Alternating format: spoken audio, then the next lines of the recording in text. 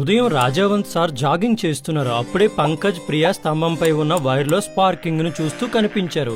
అరే పిల్లలు, ఇది చూడాల్సిన విషయమా, వెంటనే అక్కడి నుంచి వెళ్ళండి. అప్పుడు అనుకున్నదే జరిగింది. పైన ఉన్న హై వోల్టేజ్ వైర్ కింద వాళ్ళ దగ్గర వచ్చి పడింది. ప్రియా భయంతో వెంటనే పరిగెత్తింది. కానీ పరిగెత్తగానే ఆమెకి కరెంట్ షాక్ తగిలింది. నేను పూర్తిగా షాక్ అయిపోయాను. ఈమె వైర్ కు దూరంగా ఉన్న కరెంట్ తగిలింది, నేను దగ్గరగా ఉన్నా, నాకు షాక్ ఎందుకు తగలడం లేదు? కష్ట సమయంలో కూడా క్యూరియాసిటీ. అక్కడే నిలబడు, పరిగెత్తవద్దు. సార్, పరిగెత్తకుండా ఎలా బయటపడాలి? కరెంట్ గాలిలో నుండి రాలేదు అంటే ఖచ్చితంగా నేల నుండి ట్రావెల్ చేస్తుంది. మరి నాకెందుకు తగలడం లేదు? ఈ వైర్ పై కూర్చున్న పక్షికి కరెంట్ ఎందుకు తగలలేదో అదే కారణం.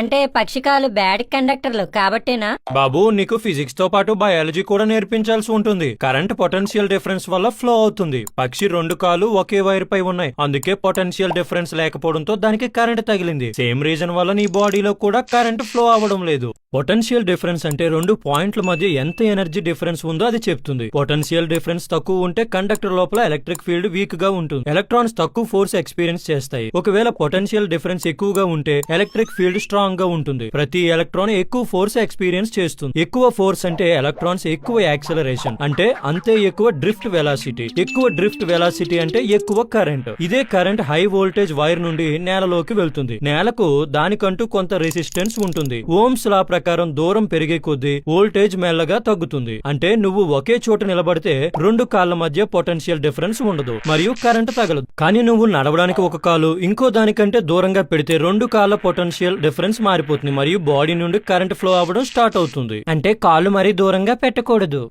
రెండు కాళ్ళు దగ్గరగా ఉంచి కంగారులాగా జంప్ చేస్తూ అక్కడ నుండి బయటపడు. Very good.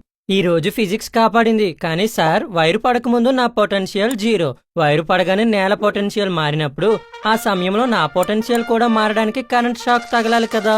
సారీ, గాడుగావు బాబు. నీ బాడీ ఏదైనా ఎలక్ట్రిక్ పొటెన్షియల్ దగ్గరికి వెళ్ళినప్పుడు అది కొంత ఛార్జ్ ను గెయిన్ చేస్తుంది. ఈ ఛార్జ్ వాల్యూ నీ బాడీ కెపాసిటెన్స్ మీద డిపెండ్ అవుతుంది. అది చాలా తక్కువగా ఉంటుంది. ఒకవేళ నీ క్రింద ఉన్న గ్రౌండ్ 1000 వోల్ట్ ఉన్నా నువ్వు చాలా తక్కువ ఛార్జ్ గెయిన్ చేస్తావు. దానికోసం ఎలక్ట్రిక్ కరెంట్ ఫ్లో అవుతుంది. కానీ అది కేవలం కొన్ని మైక్రో సెకండ్స్ మాత్రమే. అది నువ్వు బహుశా ఫీల్ కూడా అవ్వలేవు. ఈ ఎలక్ట్రిక్ షాక్ కేవలం నువ్వు సేమ్ పొటెన్షియల్ లోకి వచ్చే వరకు మాత్రమే ఉంటుంది. కానీ నువ్వు పొరపాటున కాలు డిఫరెంట్ పొటెన్షియల్ మీద పెడితే ఇక కంటిన్యూస్ కరెంట్ ఫ్లో అవుతుంది.